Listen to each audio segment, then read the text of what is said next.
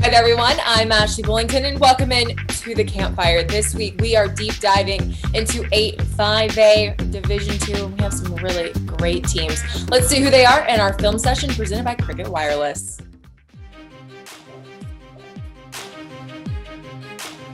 The Ennis Lions are not only looking to win another district title, but have the team to make a serious run at a state title. They have a dangerous backfield with Dee Johnson and Davion Beasley leading the way, which will give Sam Harrell time to get his quarterback up to snuff. Defensively, the Lions should be solid behind newcomer of the year, Eric Gonzalez at linebacker. North Forney graduated a lot from last year's squad, but the Falcons return a couple of big guys on the offensive line and first-team all-district safety DeMarcus Kirk. Their neighbors, Forney High, introduced a new head coach in Jeff Fleener from Mesquite and hope the return of injured quarterback Jake White will spark them into a postseason contention. Royce City returns a talented ground attack led by Amon Dozier and could be a playoff team before moving on to 6A next year. Crandall is another team that should have a solid year. They return a tremendous receiving core, led by newcomer of the year Josh Smith, who will be just a sophomore. Greenville stumbled into the playoffs last year as they lost 4 of their last 5 games, but they bring back a couple of defensive linemen that should help stuff the run. Silver Springs always brings a talented squad to the gridiron under head coach Greg Owens, and look for Corsicana to compete for some wins as well. The film session is presented by Cricket Wireless. Smile, you're on Cricket. 5A Division II is an extremely competitive district, and it's comprised of some really amazing athletes. Let's see who a few of them are and our players on the rise. At Royce City, Amon Dozier has stood out as one of the district's best running backs. Nicknamed Champ, Dozier has certainly been the champion on the gridiron for the Bulldogs, as he has put together back-to-back 1,000-yard seasons. His recruitment has been lukewarm, but if he has another 1,000-yard season and helps Royce City to the postseason, look for colleges to come knocking. Another solid running back in the district is Dee Johnson of Ennis. The Lions are known for their ground attack, and Johnson has flourished in that offensive scheme. As part of a 2-pronged backfield, Johnson rushes for 596 yards and 8 touchdowns for the Lions. You can also catch D playing D, as he leads the secondary for Ennis as well. Staying with Ennis, look for wide receiver Skyland Simmons to have a big year as well. Leyland Spencer was the Lions' big target last year, but with him graduating, look for Simmons to step up and make plays. As a junior, Simmons caught 26 balls for 338 yards and 6 touchdowns. He will be asked to do more if Ennis is to make a state title run. At Crandall, wide receiver Samuel Omosio has caught the eye of district observers. He's only going into his junior year, but as a sophomore, he caught 39 passes for 587 yards and 8 touchdowns. Sammy is a pure athlete, as he is also a hard-hitting safety and used in the return game. Amosio's recruitment is already on fire, as he has offers from Houston, Stanford, and Texas Tech, amongst others. Those players do phenomenal things on the field, and their head coaches lead from the sidelines. Up next in our Media Day segment, we introduce you to Royce City's David Petroff. All right, it's Media Day, and we're here with Royce City head coach David Petroff.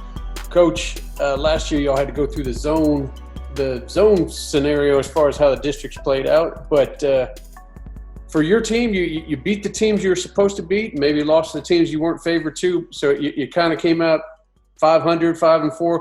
How would you say last year went for you as far as the way you guys played? Well, there was a lot of ups and downs. We played well at times.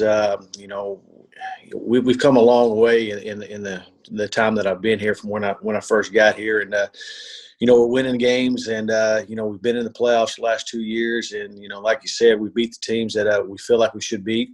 Some of the teams that we were underdogs in. That's where our work is now. That's where our focus is. How do we take that next step? Let's talk a little bit about the other teams in the district. It's kind of a who's who of coaches with Sam Harrell down there at Ennis and Hal Watson at Corsicana. And you got Randy Jackson over there at North Forney. I don't really look across the field at those guys. I'm looking at the kids that are playing on the field. To be honest with you, those are the difference makers. I was at Waco Midway for 9 years, and we were in a district with Ennis, and before I came here, and and we fared better against Ennis at Midway, but then a lot of it had to do with the kids that we had. We're starting to get those type of kids here, and Coach Harrell and Coach Watson, Coach Jackson, they all do a great job. Coach Owens out at Sulphur, he's got a championship pedigree as well, and they all do a great job. But I think anybody that's being honest with themselves, the kids are the ones that make the difference on the field. As long as you get them in the right place, acting the right way, and you're building that team chemistry. Ultimately, those are the guys you got to stop.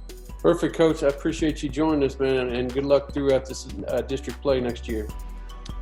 No problem, man. I appreciate it. Thank you. Coach Petroff, thank you so much for joining us here on the Campfire. You can check out the entire interview with the head coach of Royce City on Thursday on all of our social media channels. We have Facebook, Instagram, Twitter, and YouTube.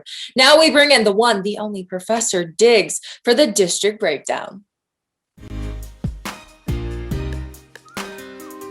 All right, there he is. That's my man Diggsy. We talking 8-5A Division II Coaches Row. A lot of coaches with pedigree, and then a couple new coaches, maybe just one new coach. But talk to me about how you think this district's going to play out. And that coach has a pretty good pedigree as well, the new coach over at Forney, Coach Fleener. For me, I think this district is front and center around Ennis. I mean, Ennis, they lost their quarterback, but they have a lot of players coming back. I counted 8 or 9 all-district players coming back. Offensive, they're going to be loaded. and Johnson coming back at running back along with Devion Beasley. Skyland Simmons at receiver and Jace Berry at receiver.